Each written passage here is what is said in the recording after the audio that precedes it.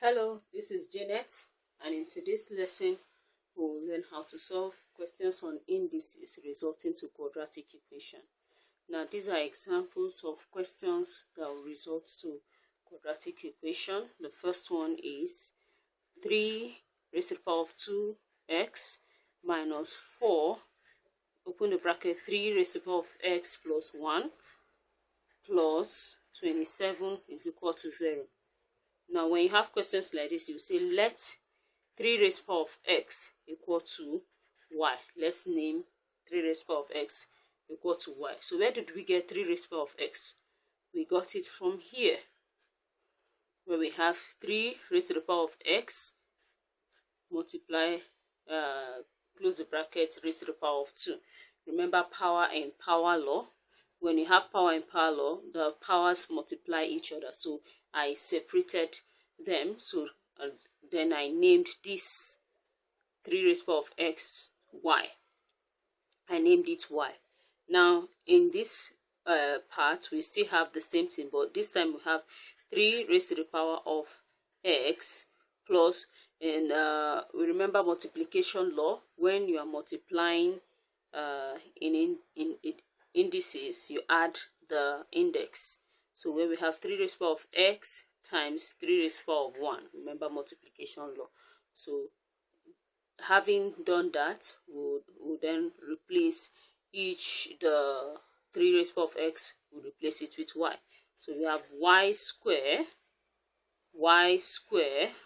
minus 4 times y, remember, times 3 raised to the power of 1 is still 3, plus 27 is equal to 0.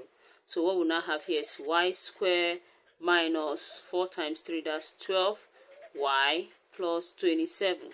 Now in quadratic equation, you look for two factors that the value will give you. This is how I usually do it. So you always recall, you multiply y square by the constant. Y square multiplied by the constant gives you 27y square. So look for a number where the product and the sum.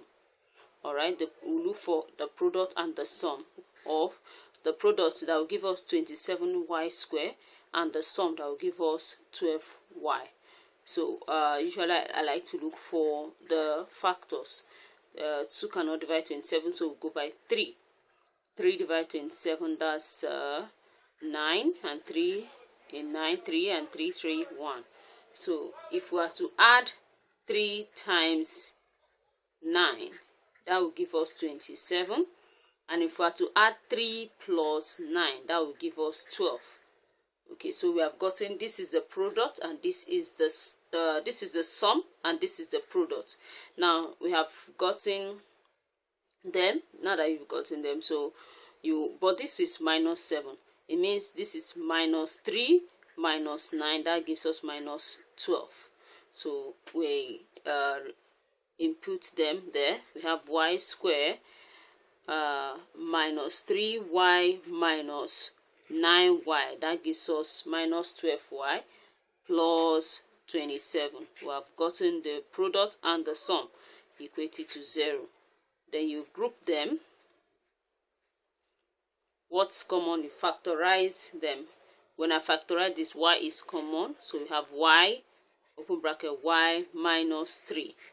When you factorize this, 9 is common, 9, open bracket, y minus 3. Now anytime you do this, make sure the two brackets, this and this, the values there, including their signs are the same. Look at them. The value here is y minus 3, the value here is y minus 3. It shouldn't be y minus 3 and y plus 3. That way you are contradicting yourself.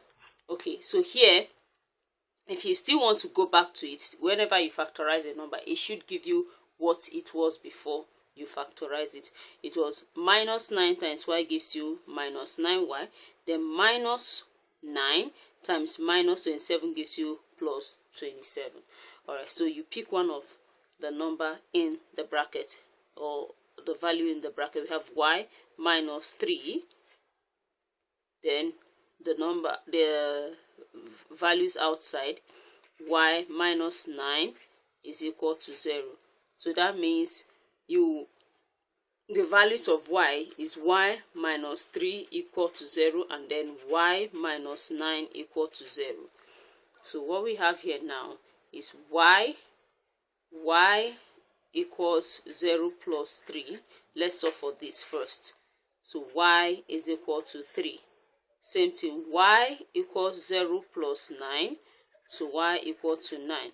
But remember, we only gave 3 raised power of x to be y. So we bring back the same thing we did from the beginning. We said 3 raised power of x is equal to y, and we have gotten the value of y.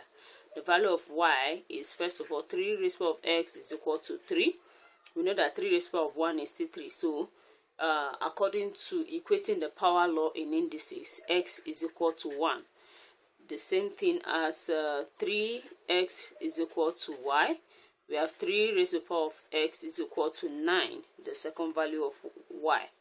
So we have 3 raised to the power of x is equal to 3 raised to the power of 2. Equating power law, x is equal to 2. So we have gotten the value.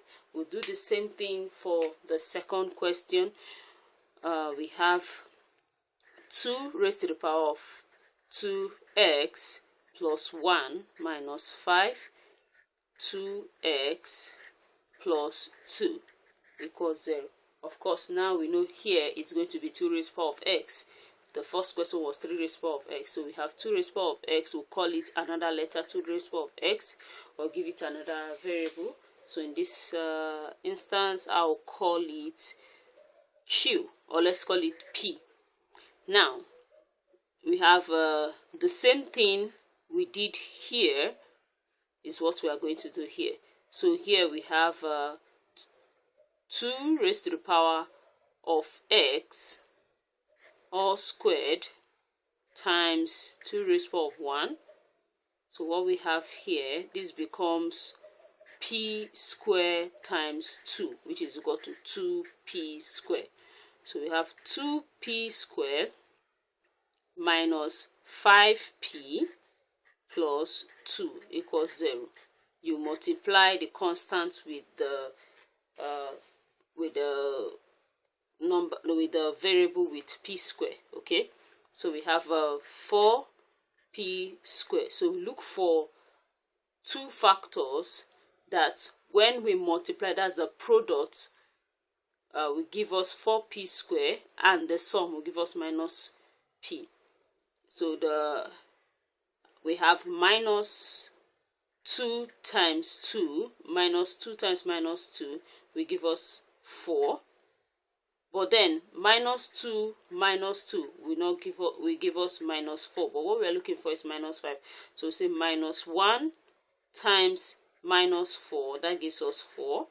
But minus 1 minus 4, that gives us minus 5. So this is the sum, and this the product. Okay, so we have 2p squared minus p minus 4p plus 2 equals 0.